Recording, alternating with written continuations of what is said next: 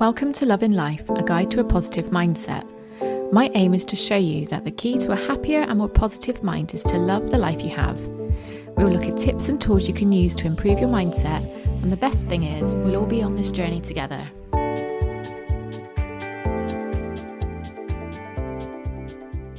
Hello, welcome to Love in Life. If you're a new listener, thank you so much for listening. I hope you like it. If you're a return listener, thank you so much, as always, for coming back to listen to me again. My shout out this week is to anyone who listens from Irvine in Scotland. Now, I noticed that one particular person is amongst one of the first to listen every week. So I just want to say a massive hello to you. Thank you so much for supporting me, and please do pop along to my DMs on Instagram and just say a quick hello. I'd love to hear from you. I'm back out in the conservatory again today because the weather is absolutely glorious, and I have to say I've got two favourite rooms in my house. One of them is one of the ones that I posted on Instagram, which is the sitting room, and that is my favourite room in the house from about October onwards until springtime. And then once we get to spring, I love coming to sit out in the conservatory, and it's just because I do feel connected to nature when I'm sat out in the conservatory. Like, even though we're not too far away from a busy road, all I can hear, apart from the dogs panting because it is quite hot, so sorry if you can hear that, but all I can hear is the birds. And I absolutely love that. I always think if I was to come back as an animal in a future life, I would 100% come back as a bird. So the fact that I can hear birds, I just feel like serene when I can hear birds. So yeah, I'm sat out in the conservatory again today. So I've listened back to a few of the last few episodes where I've recorded in the conservatory, and I don't think the sound quality is that bad actually. So let me know if you think otherwise. But whilst the moment takes me, until it gets too hot in the summer anyway, that is, I'm going to continue to sit out in the conservatory because it is just so peaceful and I feel really calm out here.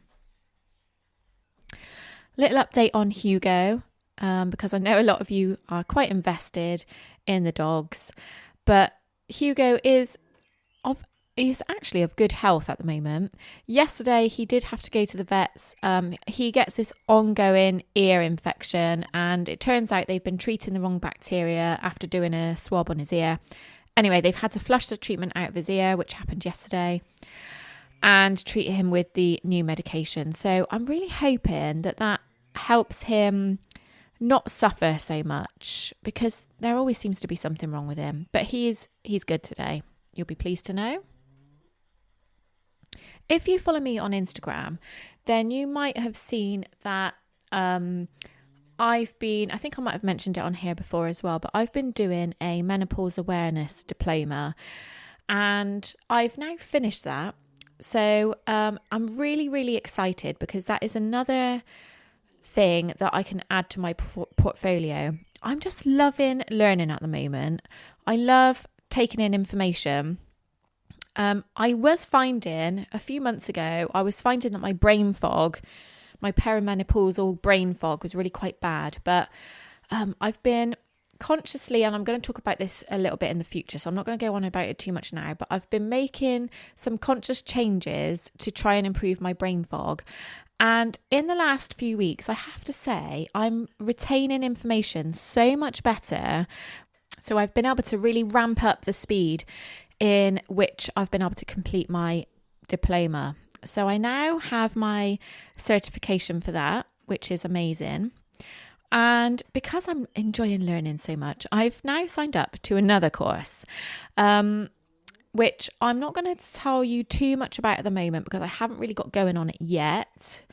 But will do in the very, very near future. But I have to say, this is something I am super duper excited about. The one thing I will tell you about it is that it's going to help me and others get to the core belief of, or the core reason behind our limiting beliefs. So I'm really, really super excited to get going on this one. And it's going to take me a good couple of months to become accredited in this, I think. However, when I do, I will be able to carry out, I will be able to facilitate sessions with people. So I'll tell you a bit more about that in the future. But let me just say, I'm really, really excited to see what can come from this. Like I said, it's another thing I can add to my portfolio. It's another thing I can offer to people. And I just can't wait to get going on it. The thing I want to talk to you about today, and this is sort of kind of leading on from last week when I talked about introverts and extroverts and how knowing which category you fall into can help to contribute towards your happiness and your mindset. And I absolutely love learning about different aspects of psychology. Like, I'm super interested in psychology and how the mind works anyway. And I'm super interested in how knowing our personality traits, how that links to our overall mindset. Because it does make sense to me that if you're not aware of your true personality traits, then you might be living your life wrong, if that makes sense. I know there's no right or wrong, but if you're living it differently to what you really truly need, like what your needs really are, according to your personality, then you're not going to be living it to your full potential. So this week, I'm looking at empaths.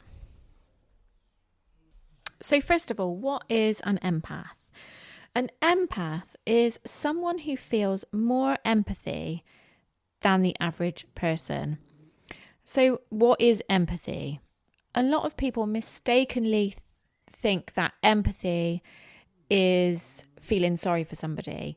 But that's not the case. Empathy is truly being able to imagine what others might be feeling. So like, that phrase, putting yourself in somebody else's shoes. It's sensing and feeling the emotions of others. It's identifying what other people feel, seeing things from another point of view, because you're able to put yourselves in somebody else's shoes. It's actively listening to what other people have to say. Before I continue, I just want to add, if you're not an empath, like, that's okay. It doesn't mean you're not empathetic. It doesn't mean you don't have the ability to empathize with people. It just means that, like, true empaths take on other people's energy. Sometimes that's a good thing. Sometimes that's a bad thing. So it's okay not to be an empath. So an empath is somebody who takes on other people's energy, basically. Empaths tend to be highly sensitive to those around them and what they are thinking and feeling. And that's why I say they take on other people's energy. Like, they literally can absorb other people's energy. Apparently, there are 3 different types of empath. So you have a physical empath, and physical empaths can literally pick up on other people's physical symptoms. So that, like, they can pick up an illness. They can absorb that energy of somebody else's illness. The skeptic in me actually thinks that, I wonder if, and this is literally just coming to me now actually as I'm saying it, but I wonder if a physical empath kind of manifests that upon themselves. Like, with what we know about the law of attraction, if you are an empath and you can feel other people's emotions and feelings, like knowing other people's physical pain and feeling that, does that then manifest that onto yourself? I don't know. Just a thought. Anyway, then you've got an emotional empath, who are the people that pick up on other people's feelings. They can feel the emotions that somebody else is feeling. And then you have an intuitive empath. And this is somebody with like a psychic ability almost that leads to a sense of knowing, like you obviously have an intuition and you just know how somebody's feeling. These people tend to have an openness to telepathy and sometimes the ability to receive messages in dreams and the ability to pick up on gut feeling. I would say, personally, myself, I'm an emotional empath. I do easily pick up on how other people are feeling. And this can be really quite frustrating sometimes because I'm sure you won't mind me saying this, but sometimes I will just know that there's something, that Craig's got something on his mind and he's not doing anything different. He can just walk through the door and I just have a feeling. I just know that he's going through something emotionally. So whether that's something that's happened at work or whatever. And that's really quite frustrating because sometimes I'll say to him, are you sure there's nothing wrong? And after I've said it a few times, he'll actually get quite eggy with me. And then like a week later, it come out that he's had something on his mind that he didn't necessarily know about. And I'll be like, oh, I bloody knew that.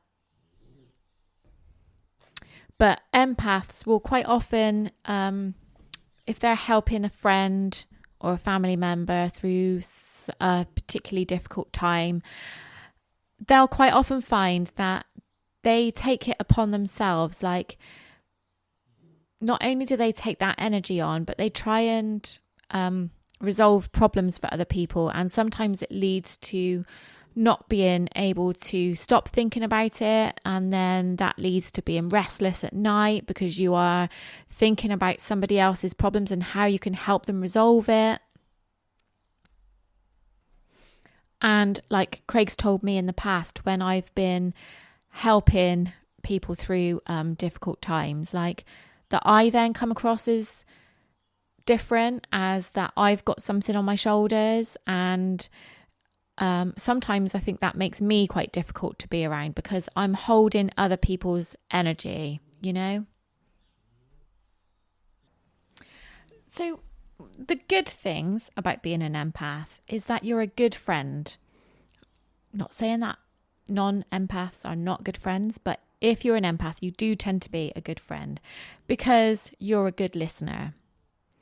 You're good at sympathizing with people. And you can help others through your ability to notice how they're feeling and through your desire to be able to take that away from people, to be able to help them. The downsides of being an empath is that sometimes you can take on the pain of others at your own expense. So like I said, sometimes this can lead to not being able to shut off from other people's problems, not being able to stop thinking about it, sometimes not being able to sleep because of it, and just carrying somebody else's energy around with you. You can also face challenges with setting boundaries with people. Like, obviously, because you are aware of how other people feel, you don't always want to set boundaries with them because you don't want them to feel negatively. You don't want them to feel negative emotions. So you avoid putting boundaries in place, which can often lead to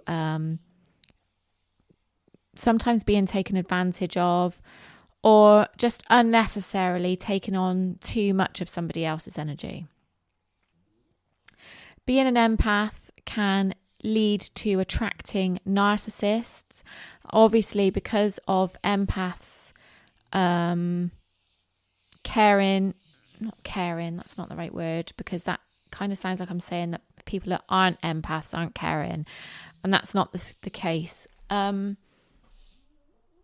Compassion maybe be the right word. Because of your compassion,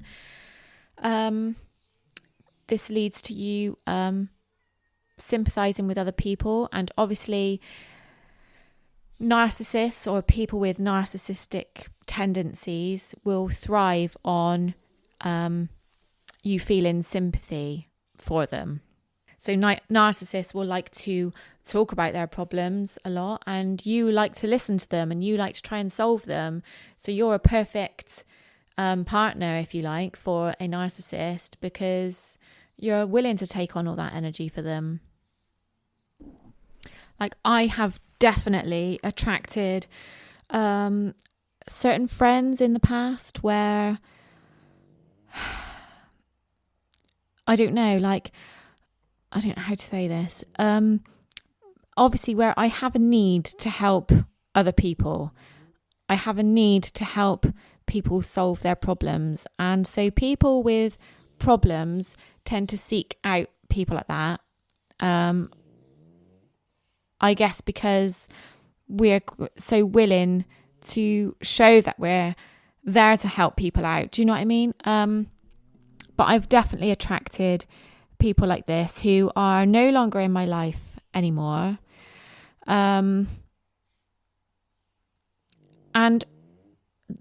I can think of two friends in particular that the friendship has ended abruptly because I've just had enough all of a sudden of helping out all the time. So whilst you are a good friend, whilst empaths do tend to be good friends, because of it can lead to sort of like extreme cases of taking on so much energy and helping out emotionally so much, it can completely wipe the empath and therefore lead to friendships, relationships. Like, you might have found this in romantic relationships.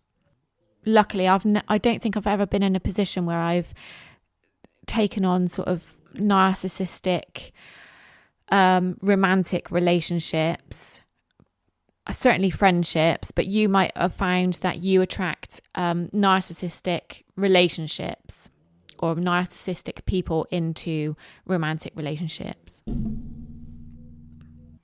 And I can only imagine how draining that must be, because it's hard enough when you have a friend's energy that you're taking on and a friend's problems that you're trying to help them solve without having any, without having much of a break from thinking about it. I can only imagine how hard it must be if you live with that. But like one of those friendships that I'm talking about, one of them, I think I might have mentioned on here before. It was a friend who happened to be grieving for a family member, and it kind of got to the point where my emotional needs were absolutely not considered one little bit. And in the end, I ended up ending the friendship because I was so emotionally drained. And obviously I've got a husband and 2 children to care for as well. So I just didn't have the emotional capacity in the end.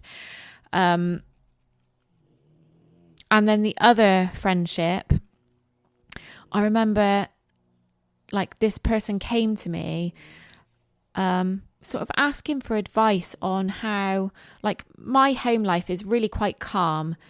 Like the boys are really calm, chilled and placid. They don't really argue. They never have really. Like, obviously they have the odd sibling squabble, but they've never had a physical fight. And, you know, I do consider myself very lucky. We have a very calm home. and a very calm family with not much drama. So the friend had the complete opposite to that. And in the end, I almost feel that she resented me for having that calmness in my life and wanted to bring drama upon my life. So yeah, I no longer see that friend anymore. But in hindsight, I wish I spotted the signs earlier. And these two friendships I'm talking about, they are before I sort of started my self-development journey. In fact, the second friendship I'm talking about is kind of what sparked my self-development journey. So I guess in a way it's a good thing because I wouldn't be where I am today. But yeah, maybe I would be able to now, but I wish I was able to recognize the signs earlier. Because with these two friendships in particular, I put my heart and soul into them and spent so much time and energy,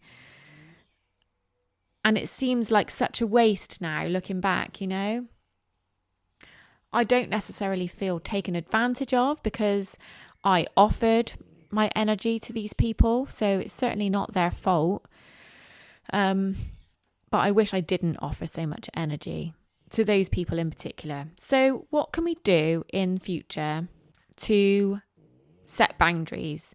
Because this is the only way. Setting boundaries is the only way you're going to be able to reserve your energy for yourself and for the people who truly need it and you want to give it to. So agree to yourself how much you're going to take on. So how much of their problems, how much of their emotions, like how much are you willing to take on? And just have an agreement with yourself.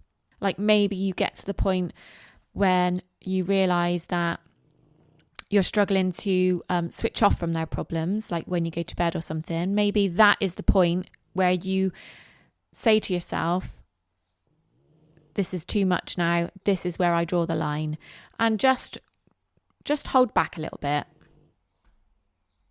But you have to make a conscious effort to hold back a little bit. Another thing we can do to set boundaries is to realise if you're taking on someone else's negative energy. And then if this negative energy is having an impact on other relationships around you, like that is a red flag. And that is, you have to prioritise which relationships are most important to you. Recognise narcissistic tendencies in others. So especially if you are an empath, recognize if you're having a conversation with somebody or you have conversations with somebody and all you have is they're just talking about themselves all the time. If they don't ask you what's going on in your life, or if they don't ask you how you feel about something, then step away from this person. And I'm not talking about if one of your really close friends or a family member is going through a really tough time at the moment.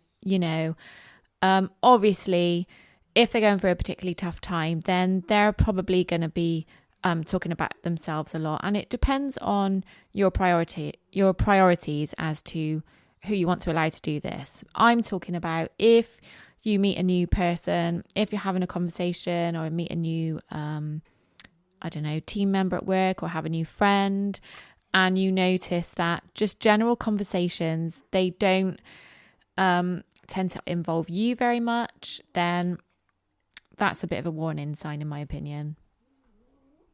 So like I've just said, prioritize, choose who you want to reserve your energy for. There are going to be some people in your life who you don't mind taking on their problems. You don't mind helping them resolve problems. You don't mind taking on their energy, because there's certain people in our lives that are really important to us and we just want to help them, and that's okay. But you can't do that with everybody. You can't do that with every potentially narcissistic person that you come across in your life. So, to end this, I just want to clarify that I don't mean offence to anybody when I talk about empaths and narcissists. Like I said, empaths, just because if you're an empath, it doesn't necessarily mean it's a good thing. If you are the type of empath that really struggles to set boundaries, then you're going to end up being taken advantage of, and that is obviously not a good thing. On the other hand, when I talk about narcissists, again, I don't necessarily, I don't mean to be offensive to anybody who does have narcissistic tendencies, because I think we all do to a certain extent, because we are all at the center of our own lives, you know? So we all, at times, some more than others, have narcissistic qualities. There's no getting away from that. But if you maybe just pay attention to the next conversation you have with somebody, if you find that you're letting somebody talk about themselves constantly, then maybe you need to set some more boundaries and start talking about yourself more. On the other hand, if you find yourself having a conversation with somebody and you think, shit, I didn't ask that person how they were feeling, I didn't ask them how their day was going, then that's just something for you to be aware of the next time you have a conversation with them. I definitely think there's pros and cons to each tendency, and we all have the ability to be a bit more empathetic and sometimes be a bit less empathetic if that's your tendency, and vice versa, to be a bit less narcissistic or a little bit more narcissistic if you don't put yourself first enough. So I think there's something to learn for everybody. Okay, I'm going to leave it there because a wasp has come in the conservatory and it's really bothering me. It's only bloody halfway through May and we're getting wasps already. My dad said he thought he saw one the other day and I was like, no, you didn't see a wasp already. But there's definitely one in here. So I'm going to go because I need to get it out of here. I hope this has resonated with some people. I hope everybody's able to see some value in it. Please do get in contact and let me know your thoughts. And I will speak to you next week. Have an amazing week and thank you so much for listening. Bye.